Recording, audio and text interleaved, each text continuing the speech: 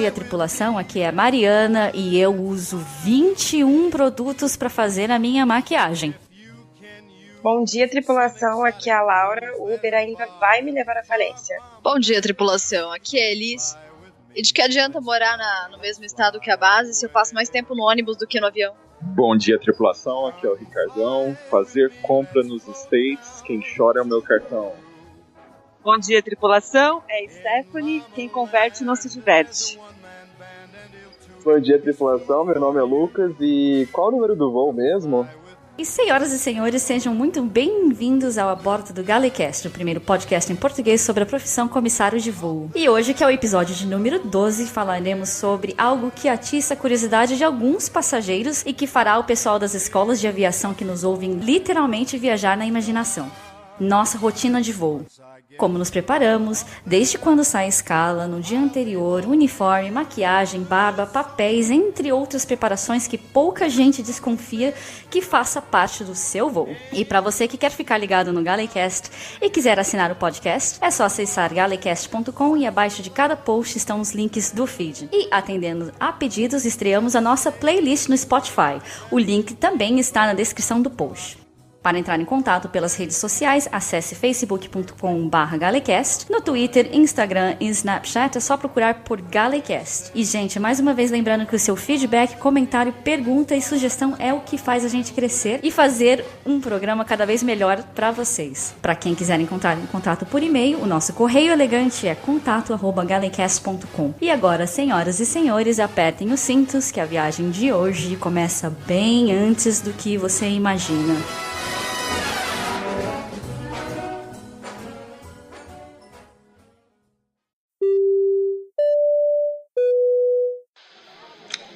Com sua atenção, senhores ouvintes, Amanda Amaro e Lucas Conrado. Fiquem ligados para leituras de e-mails no final deste episódio. Por sua atenção, obrigada.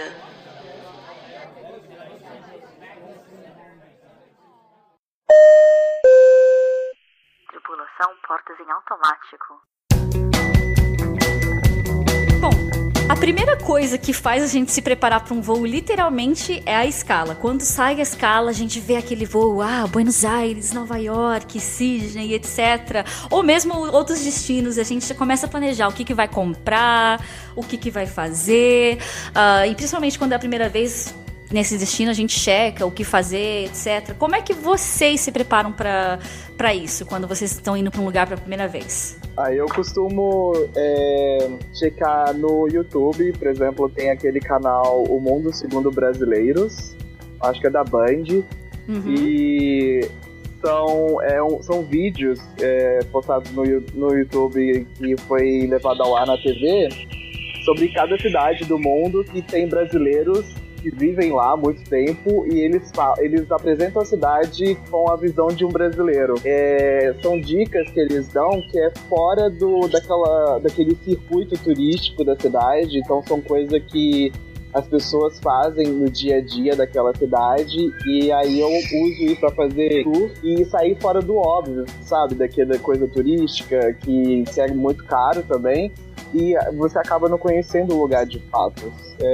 Levando essas dicas em consideração, eu consigo conhecer muito mais, aproveitar muito mais o meu pernoite como um local na cidade do que levando em conta dicas turísticas. Tem o portal também da tripulação, que o pessoal costuma colocar dica também do que fazer, onde comer. No mais, é isso, eu acho. Bom, eu sempre peço dicas para os tripulantes, porque todos eles têm sempre as melhores dicas, lugares diferentes. Tripulante é o melhor guia turístico que existe.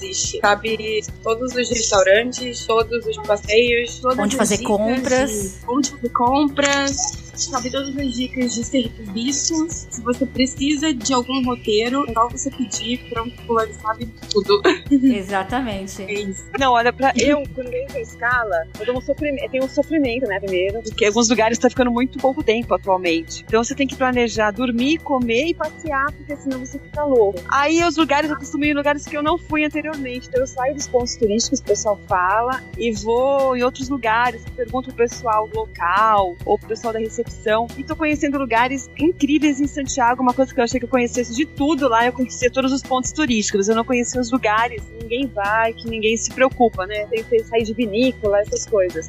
Tem bairros lá maravilhosos, coisas assim que eu jamais imaginava ter em Santiago. É uma das coisas que eu costumo fazer também.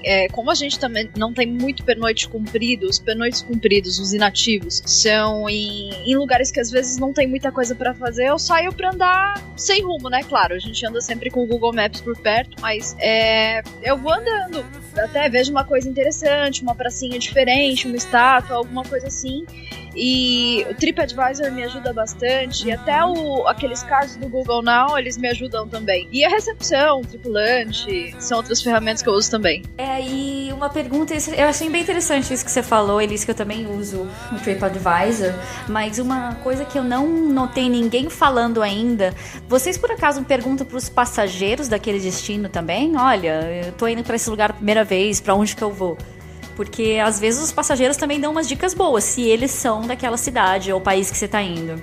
Eu já perguntei e já tive umas dicas ótimas, inclusive no Chile. Pra mim é um pouquinho difícil perguntar para passageiros porque a duração dos voos são curtas, então acaba que a gente não tem muito tempo pra ter contato com o passageiro. A ponto de, às vezes, chegar a esse tipo de conversa. Então, mas sim, alguns já deram dicas, mas é menos frequência. Eu nunca cheguei a perguntar, mas é para passageiros, mas às vezes tá conversando e eles dão uma dica, assim, vai em tal lugar, é legal, vai dar um restaurante muito legal. Mas eu não, especificamente, nunca perguntei, mas já recebi várias dicas, eles mesmos se oferecem e dão dicas legais. Em Luanda, teve um caso muito engraçado quando eu tive o voo. Eu fui perguntar referências, vocês têm um negócio Mirante da Lua, não sei o quê. Além deles passarem todas as dicas, eles ainda se ofereceram para me buscar no hotel e me levar, assim. Vários do final do voo ficou deixando o número de telefone. Me liga pra gente ir buscar vocês no hotel pra levar vocês pro passeio. Caramba, que bacana. Mas eu procuro retribuir, na verdade. Quando eu vejo que um passageiro fala que tá indo pro Brasil ou que tá indo pro Japão, por exemplo, eu procuro dar dicas, escrever num papel, falo, olha, come isso, compra isso, vai nesse lugar, né? Principalmente no Japão, onde o idioma é mais difícil para as pessoas lidarem, eu procuro indicar muita coisa que pouco provável as pessoas encontrariam num guia de turismo. Então, sim, eu também tenho que concordar que o comissário de voo é o melhor guia de turismo que tem. Isso é verdade. Muitos passageiros perguntam pra gente, né, quando o brasileiro tá indo pra um país, eles perguntam, né, eles levam a gente como esse guia turístico, né, implicitamente. E aí, no nosso caso aqui, que voamos no Oriente Médio, muito passageiro vindo pra cá passear também pergunta dicas, então eu também dou pra promover também, né, não só a cidade, mas também dar uma ajudinha, porque a gente sabe muita coisa que turista não sabe.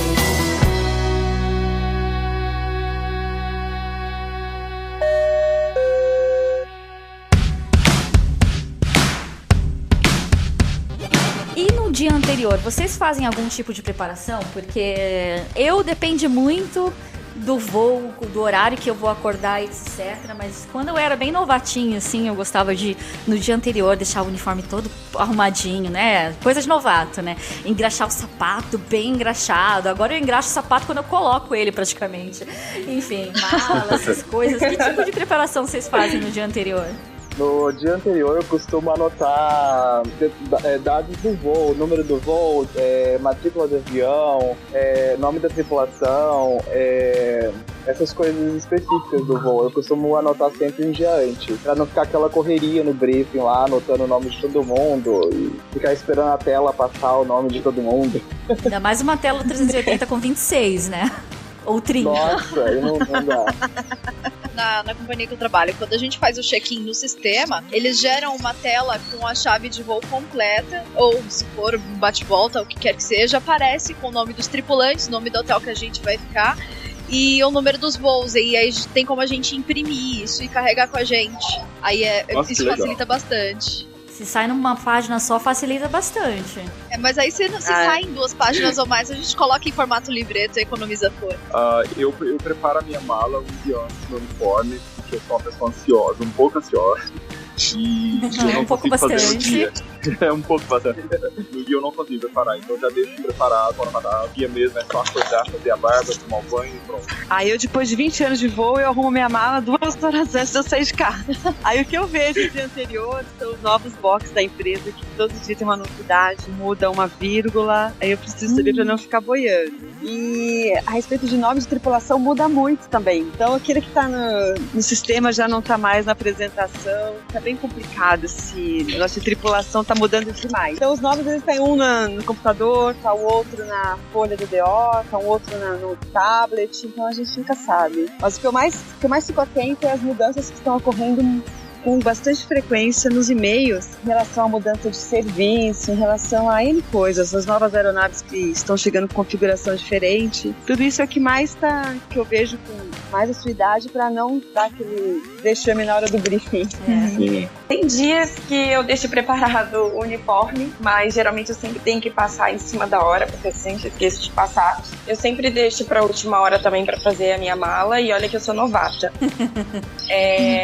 Mas as coisas que eu sempre me preocupo mesmo são as circulares, porque sempre também estão em constante mudança, então para sempre estar atualizada. Algumas coisas fundamentais, meu casaco, meu livro de speech, o meu colete de serviço sempre estão numa malinha que eu não mexo, que ela tá sempre certa pro voo. Mas é isso.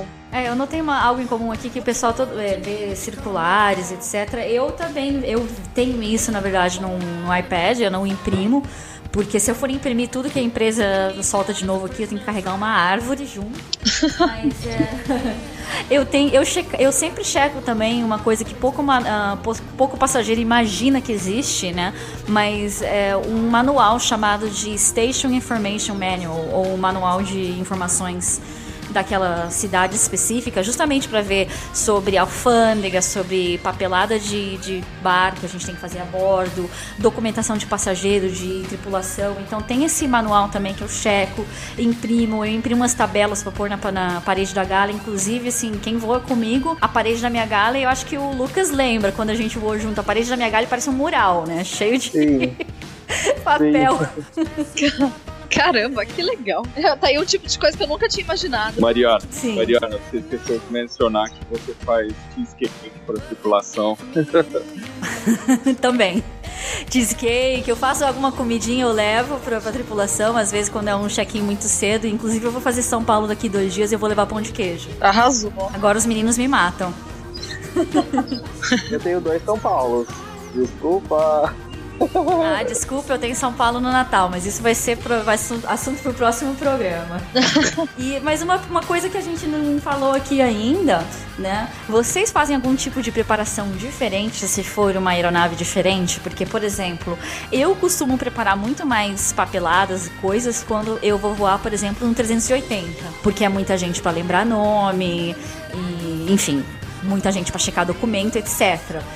Vocês têm alguma preparação diferente? Quem voa tipos de aeronaves diferentes, que são extremamente diferentes ou não? Olha, na verdade, o serviço é basicamente o mesmo nos 2 aviões. A única coisa que muda são coisinhas específicas daquele avião. Mas acho que não que eu faça uma preparação específica sobre. Atualmente tem os aviões com configurações diferentes. E lá na frente, na business, tem uma mesinha que a gente tem que colocar e tirar. E é o comissário que faz essa colocação e essa retirada. Pelo vídeo parecia um bicho de 7 cabeças, mas atualmente no ao vivo, a mesinha, na prática, isso, Lucas, obrigada. Na prática é extremamente rápido e fácil de tirar e colocar a mesinha. Mas é um transtorno, colocar e tirar 9 mesinhas, quando tem que tirar e quando tem que colocar para business, ou quando tem que tirar para virar econômica, a mesma classe. Mas é a única preparação que tem essa diferença e a mudança de serviço que teve para essa configuração de aeronave.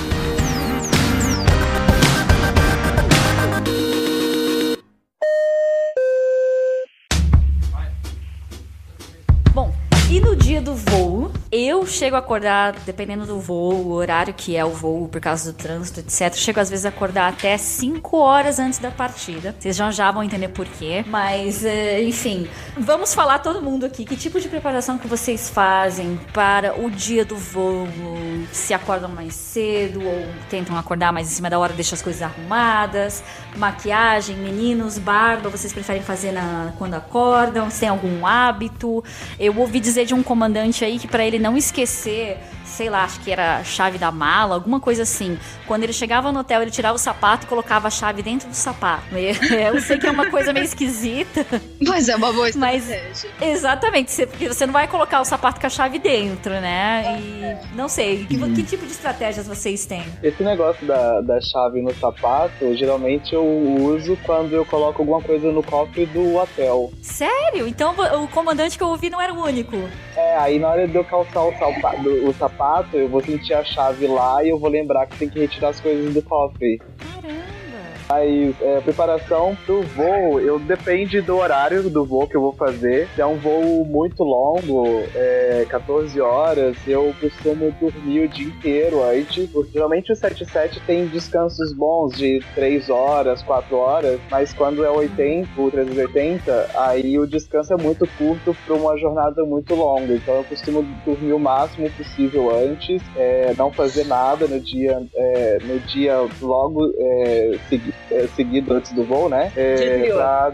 O dia anterior pra estar descansado. Barba eu faço na hora de voar, porque se eu fizer antes, ela já vai estar grande na hora de voar, cresce muito rápido. Aí eu deixo sempre quando eu chego de voo, eu sempre deixo organizado, sempre no mesmo lugar, a gravata, o crachá, prendedor de gravata, todas as coisinhas, detalhes do uniforme, eu deixo tudo em sequência, porque se eu precisar me arrumar de última hora, já tá tudo organizado. O crachá, eu também tenho uma mania esquisita. Quem vê me arrumando, deve ter achado engraçado, mas eu inclino o corpo pra frente pro crachá ficar pendurado e eu fecho o blazer. E aí eu noto que o crachá tá lá, porque eu já tomei falta por ter esquecido o crachá em casa. Então essa é uma das manias que eu tenho também. Vocês, mais alguma mania? Eu já tive falta e saí de uma programação e interrupção de jornada por ter perdido o crachá. Aí eu olho no carro, eu perdi o crachá do quarto até a recepção, o crachá desapareceu, sumiu, nunca mais apareceu. E tava no meu blazer, agora eu deixo ele dentro da bolsa, eu só coloco quando eu vou entrar no raio-x ali, antes no tempo máximo que eu posso colocar o crachá. E quando eu saio de casa, eu olho 10 vezes se tá na bolsa, quando eu saio do carro de estacionamento, eu olho, ver se o crachá tá lá e deixo dentro da bolsa guardadinho. Tem que tomar cuidado. Nossa, eu morro de medo de esquecer o crachá, meu Deus. Eu não sei se eu poderia falar como mania, mas eu não consigo, independente do horário do voo, eu não consigo fazer nada. Tomar um copo de café muito forte. Eu preciso de muita cafeína. Então é o que eu tenho que fazer todo voo, antes do voo. Acorda, põe o café pra fazer e põe fazer, bem forte. E vou me arrumar. E a barba é a última coisa que eu faço também, porque cresce muito rápido, como o Lucas falou. Então é a última coisa mesmo. Depois do banho que eu faço. Quase que é a última coisa.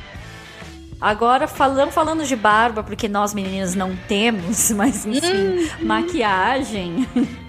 Porque eu sei que eu sou meio exagerada pra usar 21 produtos de maquiagem. Eu coloquei uma foto no Instagram, inclusive, faz umas semanas, né?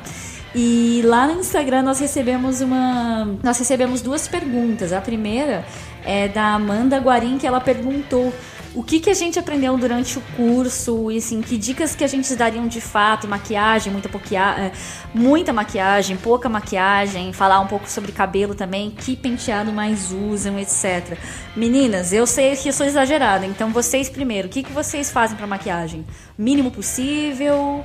Bons produtos? Qual que é o segredo? Olha, eu acho que primordial pra gente antes da maquiagem são também os produtos de tratamento, porque a gente fica em espaço confinado, com muito baixa umidade, então assim, sua pele depois de um tempo, ela pede socorro. Eu me preocupo muito com esse tipo de tratamento, sabe? E sobre maquiagem, depende do dia. Quando eu tô inspirada eu faço muito, quando eu tô pouco inspirada eu faço pouco, quando eu tenho pouco tempo é o que dá. A gente tentando deixar sempre no padrão, entendeu? Uhum. Bom, de maquiagem, a minha maquiagem é sempre a mesma, porque eu não costumo assistir tutorial de YouTube e essas coisas. A que eu aprendi ficou essa mesmo, e geralmente o que acontece é de eu variar a cor. Então quando eu coloco um pouco mais de preto, eu passo um batom mais claro, quando eu passo a marrom eu deixo o batom mais escuro e assim por diante. E sim, a preocupação também é grande com essas coisas dos dermocosméticos e primer e creme. Até porque dizem que aquela luz do avião, ela é tão nociva quanto o sol, né? Sim, eu tenho uma amiga que passa filtro solar. Eu acho que eu não chego a tanto ainda, apesar de eu deveria fazer isso. Eu passo filtro solar. Muito bem. porque dizem que aquela luz mancha, né? É verdade. Eu uso bastante também todos os produtos de qualidade, que é minha pele, tem jogo. Eu uso bastante proteção também, e a maquiagem eu sempre uso a mesma. Quando eu mudo alguma coisa, nos voos que eu tô com muito tempo, muito inspirada, porque sempre a mudança às vezes fica meio estranha. Então eu só tenho que tirar.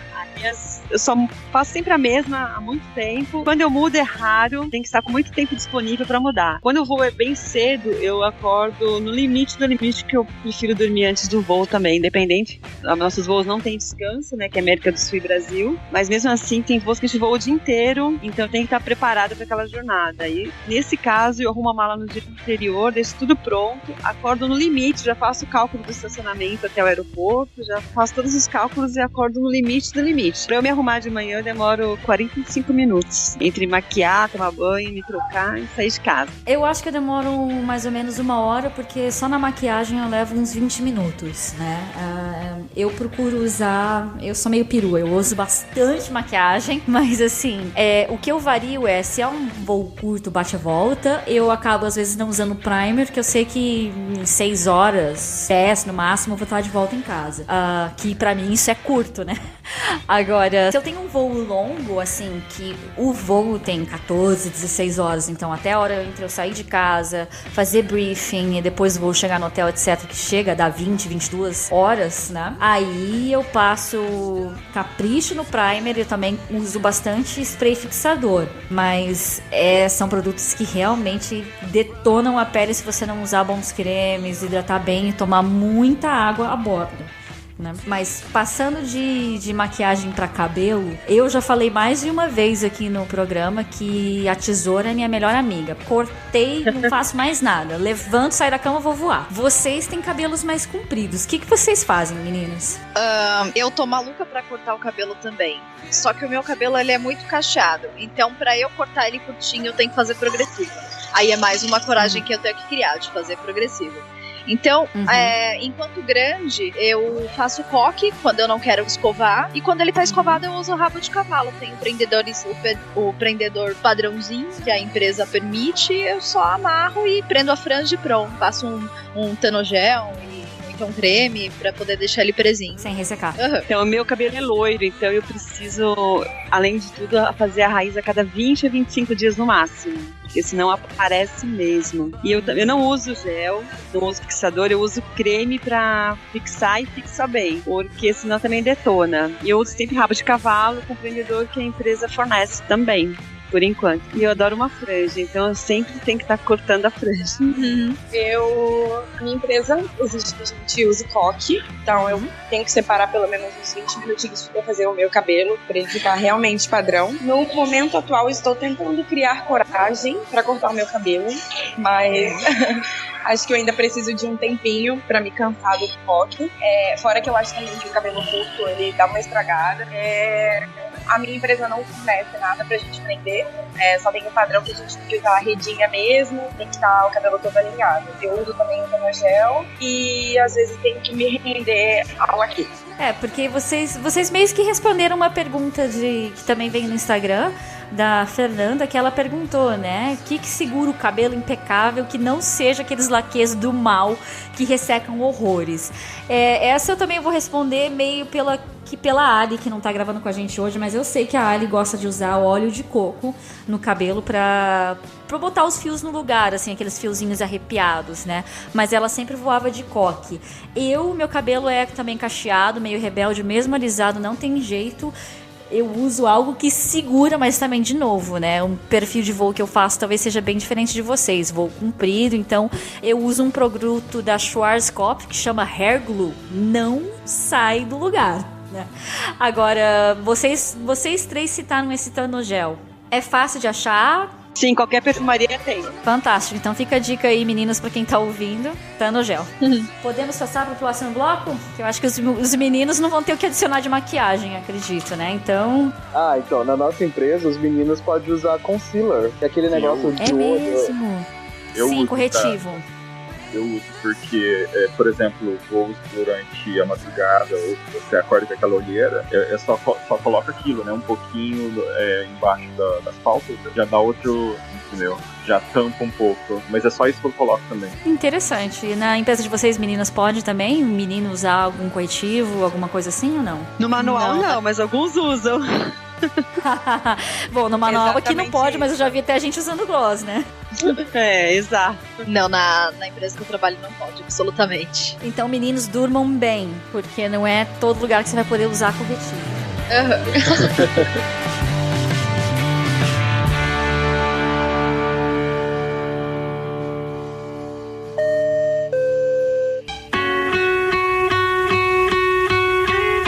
E agora chega a hora de ir pro trabalho. Carro, ônibus, táxi, Uber. Como vocês fazem? Porque eu aqui tem dia que eu vou de Uber, tem dia que eu vou metade de carro, metade de ônibus, tem dia que eu vou de carro e volto de carro também, claro, né? Tem dia que eu vou de carro, volto de táxi porque eu tô cansada, depois tem que buscar o carro. Então aqui varia, né? No meu caso. Pra vocês, como é que vocês vão trabalhar? Eu geralmente uso o ônibus da empresa. Eu sempre marco de me arrumar 2 horas antes do portão abrir, do portão do meu voo abrir. Então, geralmente eu vou com o ônibus da empresa, porque é 15 minutos da minha casa. É bem rapidinho. Só quando eu me atrasei e perdi o horário do ônibus, aí eu uso o Uber. Eu vou de Nossa, carro. a minha- Eu sempre deixo o carro no estacionamento. O estacionamento tem que pegar uma van até o aeroporto, porque a gente não tem mais. O estacionamento do aeroporto ficou muito caro. Aí eu prefiro pagar metade do preço e pegar uma van até o aeroporto, que é rápido também. Aí pra eu sair de casa, eu tenho que controlar o horário da saída das vans também, pra eu não me atrasar. Mas eu nunca chego muito antes da apresentação. No máximo 10 minutinhos antes, eu já chego preparada. Bom, a minha conta de Uber tá vindo estourando esse mês. Eu geralmente vou de Uber. Minhas apresentações estão nos horários bem malucos, então assim, eu tô optando pelo Uber. Olha, depende muito da ocasião. Como eu mudei de base recentemente, eu tô me acostumando ainda com a rotina. Mas aí, geralmente, eu ia de Uber na outra base, ou de transporte mesmo, de ônibus. No meu caso, eu pego um táxi até a acomodação mais próxima da empresa, mais próxima de onde eu moro, e de lá eu pego um ônibus da empresa e continuo a viagem. Eu moro bem longe do aeroporto, então tem que ser assim, ou senão eu vou abrir falência na minha vida, que é muito caro, Pagar pra trabalhar, praticamente, né? Pois é. E assim, a gente tá falando de apresentação e o passageiro às vezes não tem muita ideia de quão cedo ou tarde que a gente se apresenta, mas no meu caso, como supervisora de voo, eu tenho que me apresentar 2h30 antes da partida. Então por isso que eu acordo às vezes 5 horas antes, né? Porque aí eu acordo, em 1 hora eu me arrumo, 45 minutos eu pego o transporte, chego lá com um pouquinho de antecedência, às vezes dou uma olhada nas atualizações de manual, etc. E aí que o e-gate abre, a gente chama de e-gate aqui, na verdade, né, que é uma imigração que você passa com o cartão, né, e uma vez que você passou a imigração, você faz o check-in e vai pra sala de briefing, né, então às vezes eu acordo com tudo isso de antecedência, se eu, por exemplo, não fiz a mala, porque fui dormir tarde, né? Às vezes eu acordo assim, bem cedo mesmo pra me apresentar 2h30 antes. Quão cedo ou tarde é a apresentação de vocês? Varia também se o voo é doméstico ou varia conforme o equipamento? Aqui varia o voo doméstico e voo internacional e varia também os equipamentos também. Às vezes o próprio voo doméstico, se muda a aeronave para a nave um pouquinho maior, muda 15 minutos a mais a apresentação, porque o embarque tem que ser iniciado 15 minutos antes do normal. Aí é 1h30 e 1h15 antes do voo. Da decolagem, né?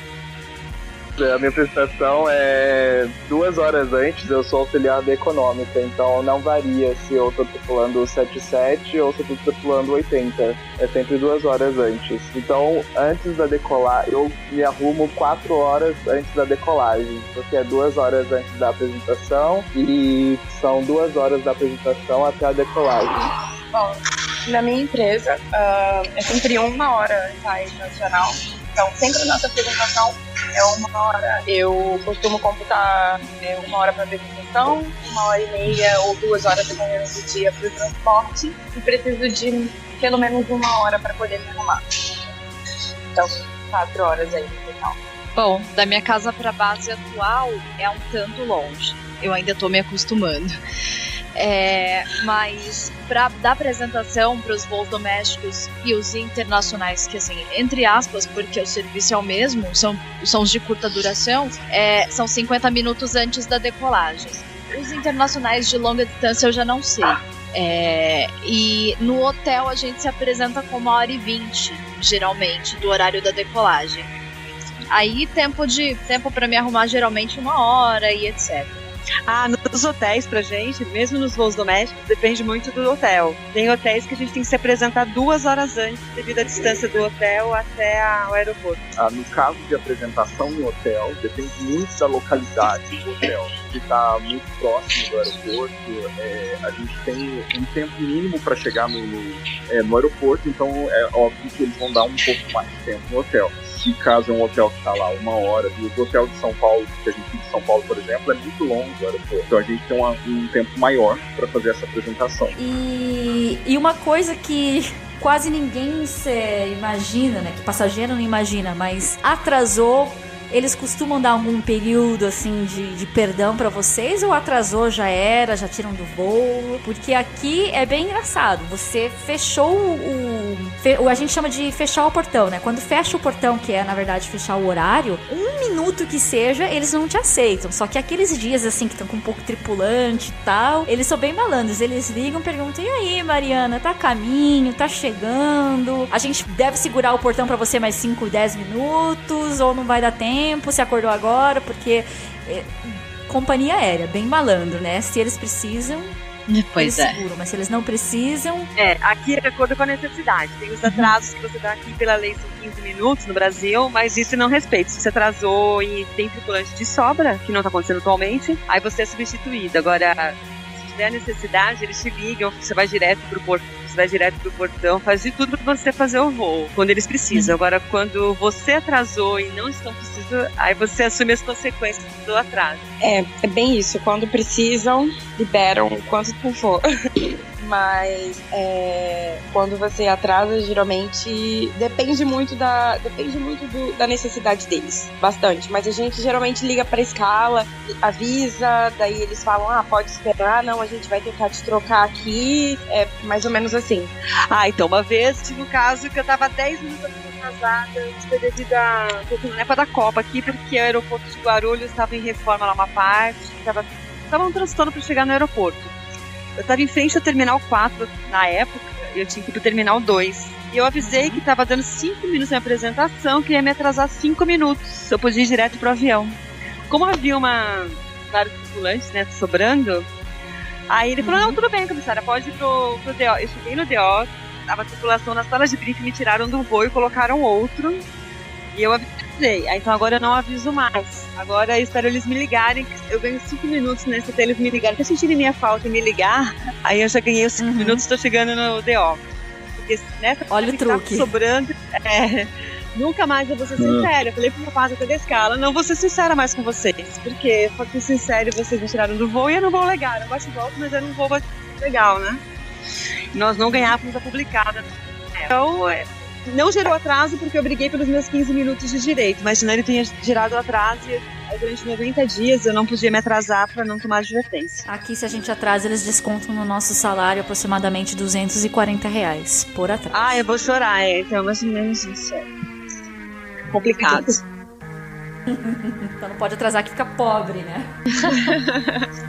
O atraso dura, custa muito. Bastante, não é só pro passageiro que atrasa custa dinheiro não, viu?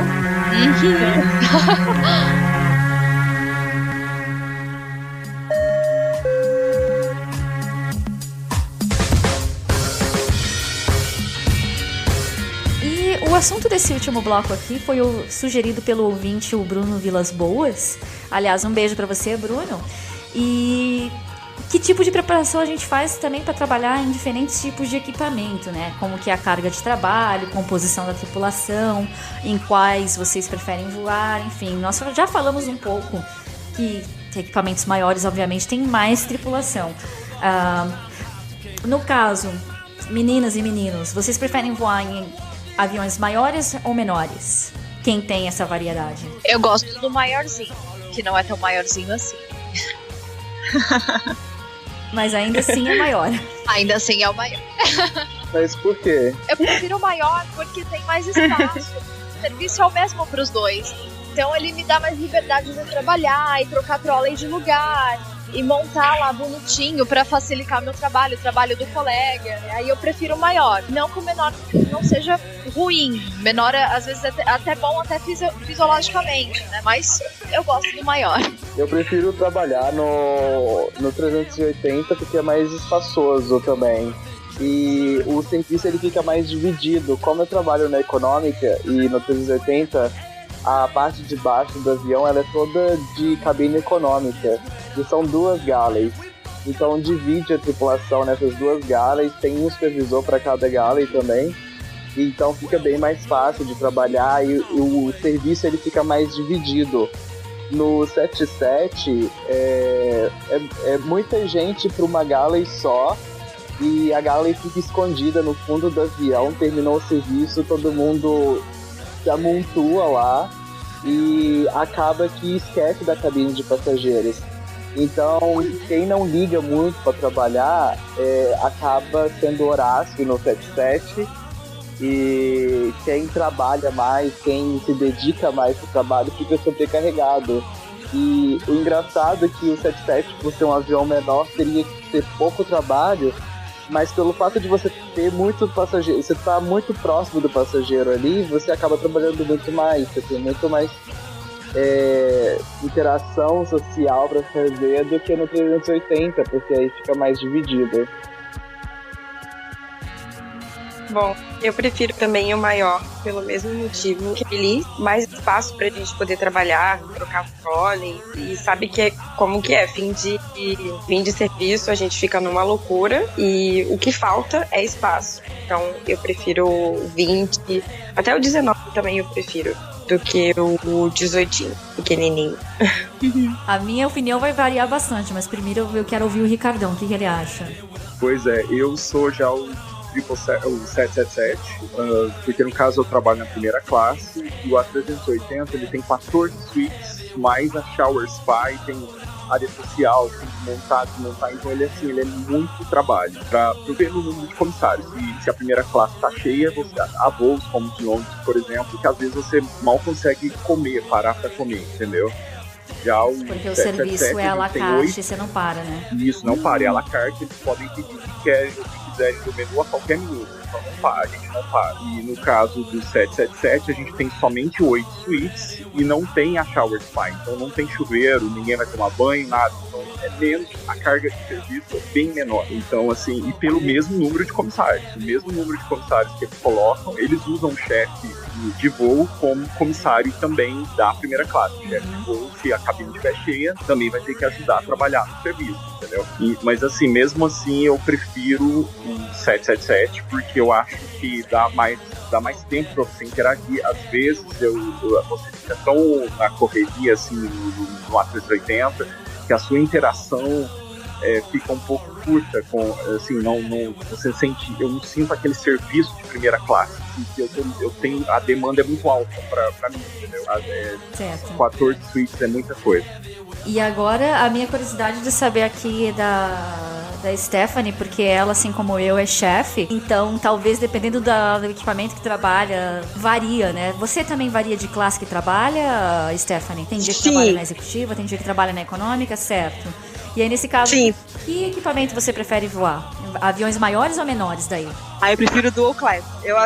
Maiores, mas atualmente, na Varig eu voava internacional e era executiva, né? Na época era auxiliar 92, que trabalhava somente na executiva. E quando estava de chefe lá, também eu trabalhava na executiva, né? O chefe era da executiva. E atualmente, eu gosto de voar nas aeronaves dual class que tem a executiva. Porque eu gosto daquele trabalho mais personalizado, eu gosto de fazer aquela frescura, eu gosto bastante. Certo. Eu gosto da econômica, mas eu prefiro muito mais a executiva. Gente, eu tô aqui bem em cima do muro, porque vocês deram opiniões, assim, bem claras. Prefiro a aeronave maior por causa disso, ou prefiro tal avião por causa disso. Pra mim é bem complicado, porque, assim, depende muito do dia, sabe? Se eu tenho uma equipe legal, pra mim o 77 tá ok. Apesar do 77 ser uma aeronave que seja menos familiarizada. O 380, se eu estou trabalhando na econômica e me dou bem com outro supervisor, vai que é uma maravilha, principalmente quando é supervisor brasileiro, sabe? A gente tem um jeito de trabalhar que encaixa e vai tudo mais rápido.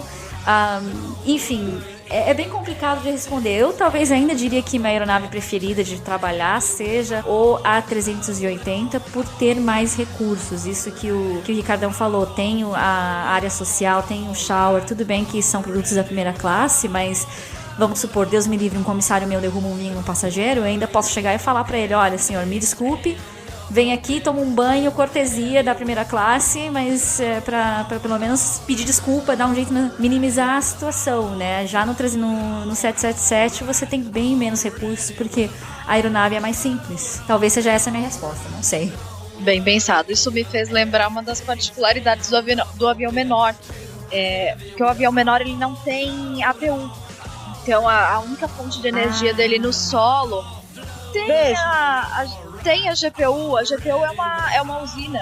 Já falando para quem talvez não conheça muito da área, a GPU é uma usina que você conecta no avião e ela gera energia para luz de leitura, para cafeteira quando se aplica e para o ar-condicionado. Só que a força da GPU ela é muito fraquinha e nem sempre o ar-condicionado é suficiente.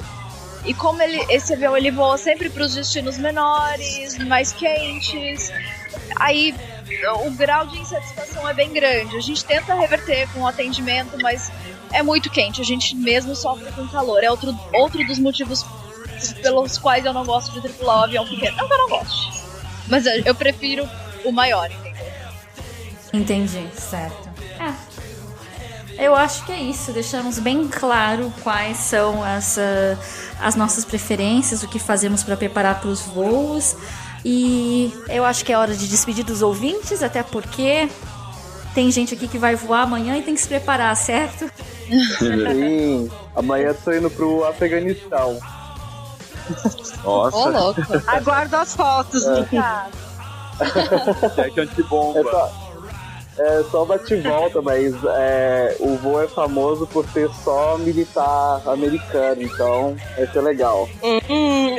Entendi. Ok.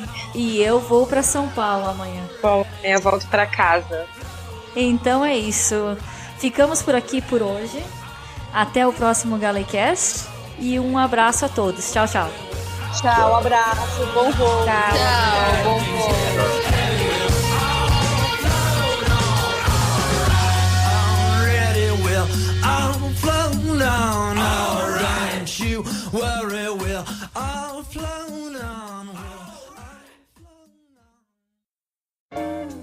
Correio Elegante. E no nosso Correio Elegante dessa semana nós temos 2 mensagens. A primeira recebida através do Facebook, que é da Amanda Amaro, que mora em Shiga, no Japão. E ela diz: Olá Mariana, tudo bem? Meu nome é Amanda e acompanho o GalleyCast desde o primeiro episódio. Parabéns pela qualidade do conteúdo do seu programa. A parte técnica também é incrível, a sua voz também é linda. Muito obrigada pelos elogios, Amanda, e continuando no seu e-mail. Sempre fico com algumas dúvidas quando termino de ouvir o programa. Como que funciona o passaporte de um comissário? Ele recebe o carimbo em todo desembarque? Tem que renovar constantemente por falta de espaço? Você mencionou que morou no Japão e eu fiquei bem curiosa quanto à sua história, pois eu também moro no Japão. Você aprendeu japonês, pois morou e frequentou a escola aqui desde pequena? Desculpe a curiosidade, mas é que é tão raro saber de pessoas que moraram aqui e que desenvolvem trabalhos tão diferentes. Outra dúvida minha, existe um limite de idade para aplicar para vagas de comissário? Obrigada novamente pelo programa, adorei o especial do dia do podcast com a sua entrevista. Foi o melhor podcast deste dia. Um forte abraço, Amanda. Amanda, mais uma vez, muito obrigada pelo carinho, pelos elogios. E, enfim, eu fico lisonjeada em saber que você achou que o podcast do dia do podcast foi o melhor deste dia, porque a podosfera brasileira estava soltando vários episódios especiais e teve muita coisa boa por aí, mas eu agradeço de coração. Agora, respondendo às suas perguntas por partes. Como funciona o passaporte de um comissário? É um passaporte normal, como o seu, ou da sua amiga, ou da sua mãe, enfim. Não tem uma categoria especial de passaporte. O que acontece com o comissário é que, dependendo dos países que ele ou ela visita, vistos não são necessários se nós estivermos tripulando um voo. Por exemplo, um comissário japonês que vai fazer um voo para o Brasil, por exemplo, não precisa de visto. Mas se esse mesmo comissário quiser visitar o Brasil de férias, aí ele ou ela tem que ir num consulado brasileiro, numa embaixada brasileira, tirar um visto de turista para visitar o Brasil, tá? Assim como há um país em especial, na verdade 2, mas um mais especial que o outro, que requer visto de tripulantes, para tripulantes obviamente, que é os Estados Unidos. Eles exigem visto de tripulante e, dependendo do aeroporto que você chega nos Estados Unidos, podem ser que eles carimbem o seu passaporte ou não. Esse visto de tripulante, em 99,9% dos casos, ele está vinculado à companhia aérea que você trabalha. Então, por exemplo, se eu sair dessa empresa que eu trabalho hoje para trabalhar, por exemplo, na Latam, e for fazer voo para os Estados Unidos, eu preciso tirar um novo visto, já que o nome da empresa aérea que eu trabalho atualmente está no meu visto americano. Outro país que também exige visto de tripulante é a Austrália, porém a Austrália é um visto eletrônico, então não ocupa parte do seu passaporte não é carimbado. Eu só acho um pouco incômodo porque toda vez que eu quero visitar a Austrália, eu tenho que fazer um visto manualmente, preencher o formulário, 10 páginas para poder tirar um visto australiano normal, porque se eu tirar um visto australiano eletrônico através do site da imigração australiana, eu perco meu visto de tripulante. Então, é muito trabalho que dá para tirar outro visto australiano de tripulante, então eu prefiro fazer um visto de turista manualmente e ficar com os dois ao mesmo tempo. Em relação a carimbos, nem todos os países carimbam os passaportes de tripulantes. Novamente, só 2 casos muito especiais até agora, dentre todos os países que eu visitei, que são Rússia, China e Marrocos. Tá? Os outros não carimbam até onde eu me lembre agora. E se eu tenho que renovar o passaporte constantemente por falta de espaço, mais ou menos, mas aí é mais porque eu viajo particular do que por causa do meu trabalho. Meu último passaporte eu tirei em maio do ano passado, acabei de fazer 1 ano e meio com esse passaporte e já gastei metade das páginas. Então, eu gostaria de não economizar, porque obviamente eu gosto de viajar e às vezes eu preciso viajar, então vamos ver até quando esse passaporte vai durar. Sobre a minha história com o Japão. Morei no Japão dos 14 aos 26 anos de idade, eu não lembro quão detalhadamente eu falei isso no episódio do dia do podcast, mas eu morei lá com a minha família, comecei a aprender japonês, na verdade, com 9 anos de idade, antes de sair do Brasil, continuei estudando lá no Japão e me ajudou bastante, mas o que realmente foi necessário para eu conseguir um emprego de comissária de voo foi mesmo o inglês. Sobre a dúvida qual é o limite de idade para aplicar para vagas de comissário. Limite, na teoria, muita gente fala que não tem.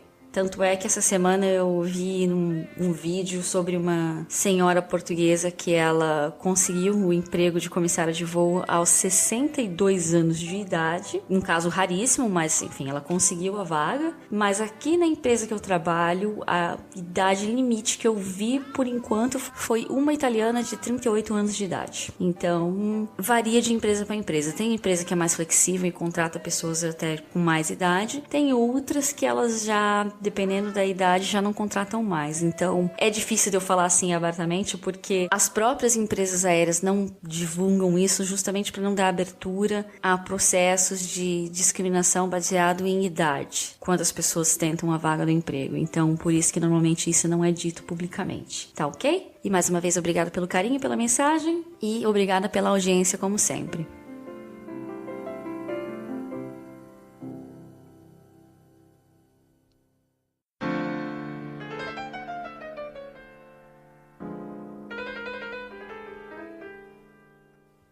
E a próxima mensagem, que foi recebida através de um comentário lá no site galecast.com, é do nosso querido e conhecido Lucas Conrado, que tem 27 anos, é agente de check-in no Rio de Janeiro. E o Lucas diz: Antes de começar o comentário, não teria como algum de vocês me darem um desconto numa passagem aérea pro Oriente Médio? Ha, ha, ha. Lucas, você já sabe qual é a resposta. Antes mesmo de eu começar a trabalhar na aviação, já tinha gente me pedindo desconto em passagem aérea. Agora, indo comentar o programa, no meio de tudo que foi falado, quero destacar uma frase do Ricardão. Os problemas que o pessoal de terra joga pra gente. Amigos, não vou falar por todos os funcionários do check-in do mundo, até porque estou nessa vida há pouquíssimo tempo. Vou falar do que vejo no turno da noite, da firma, no aeroporto que trabalho. A gente faz o que pode para evitar problemas para vocês. Antes de começar nosso expediente, tem um cara que sempre chega e aloca os passageiros com crianças em assentos lado a lado. Eu mesmo costumo fazer isso no começo do expediente, quando não tem muito check-in para fazer. Mas é complicado. Sempre chega aquela família com 3 crianças, 2 caixas para revistar, um pet e a mãe grávida para ajudar, e isso faltando 10 minutos para o check-in fechar. Isso com o voo quase lotado, com 6 vagas espalhadas ao longo de toda a aeronave. O que a gente vai fazer nessa situação? Desalocar o passageiro que já está lá na sala de embarque para alocar a família lado a lado? Aí da duplicidade de assento e mais dor de cabeça para os comissários. Sério, trabalhar no check-in é bem complicado. Adoro, mas sempre tem situações delicadas. A gente faz o melhor que pode para diminuir o trabalho dos comissários, até porque, se dá problema para vocês, atrasa o embarque. E o que a gente mais quer é que o avião saia no horário. Cada base tem uma série de avaliações e pontualidade dos voos é uma das coisas que mais contam. Mas tem hora que é simplesmente impossível ajudar. Um mito da profissão de comissário que existe é que só top model pode exercer a profissão. Foi até um dos motivos que me fez ter um pouco de medo de começar o curso, é que eu não me achava bonito o suficiente para ser comissário. Atendo vários voos todos os dias e vejo muitos comissários e comissárias que são normais, nenhuma beleza muito extraordinária. E não, gente, não tô chamando vocês de feios, até porque não faço ideia de como seja a aparência da maioria de vocês. E com todo respeito, a Mariana é muito bonita. Um grande abraço a todos e bons voos, pessoal. Lucas, vamos por parte. Primeiro, obrigado pelo elogio. A gente se conheceu muito rápido no aeroporto onde ele trabalha, para dar uma ideia para vocês, e eu sabia que eu ia passar por lá, eu sabia que ele estava trabalhando, deu um toque e assim, foi realmente muito rápido. O Lucas estava numa loucura, mas foi o meu primeiro ouvinte que eu conheci pessoalmente. E sobre todos esses comentários, não são, obviamente, todos nós que pensamos que todos os funcionários de terra jogam os problemas pra gente, mas uma coisa que chateia muitas vezes é que o funcionário de terra às vezes mente pro passageiro. Fala, chega no avião que a tripulação dá um jeito. Nem sempre, em 100% dos casos, a gente consegue solucionar. Porque aí, essa família que está sentada separada, a gente vai depender de pessoas de boa vontade para ceder o lugar para a família sentar junto. E assim, quando não é caso de família com criança muito pequena, às vezes, sei lá, filhos já pré-adolescentes ou adolescentes, tem gente que não tá nem aí e não cede espaço. E aí a gente fica com aquela bomba na mão, com a porta do avião fechando e nós precisando dos passageiros sentados para poder passar os cheques de segurança pro comandante. É complicado. Eu não quero culpar os funcionários de terra, tampouco quero culpar os passageiros, porque muitas vezes o passageiro não sabe que ele tem a opção de marcar um assento ou de fazer check-in online e selecionar um assento, e às vezes mesmo quando o passageiro faz o check-in online, às vezes por mudança de aeronave, o assento some e muda de lugar, como recentemente aconteceu com você, Lucas. Então, são vários fatores, não dá para comprar um lado só. A gente tem que trabalhar junto, independente do departamento. Se você fica em solo e a gente vai com o avião, enfim, isso pro passageiro não interessa. No fim do dia, o passageiro precisa do conforto, precisa sentar com a família, e a gente que rebole para conseguir o que o passageiro precisa. Fora isso, o seu mito de não precisar ser um modelo foi bem lembrado. E realmente o que você disse é bem verdade mesmo. Tem pessoa normal, tem gente bonita, tem gente, enfim, que fica muito bem de uniforme. Mas é isso. E quem sabe a gente se encontra nos aeroportos da vida por aí mais uma vez, não? E para todo mundo que ouviu até aqui, mais uma vez, muito, muito, muito obrigada pela sua audiência, pelo seu carinho. E se você quiser mandar uma mensagem pra gente, assim como a Amanda ou como o Lucas, só lembrando, nossas redes sociais, facebook.com/galecast, Twitter, Instagram, Snapchat, @galecast. Um beijo a todos, uma ótima semana e tchau.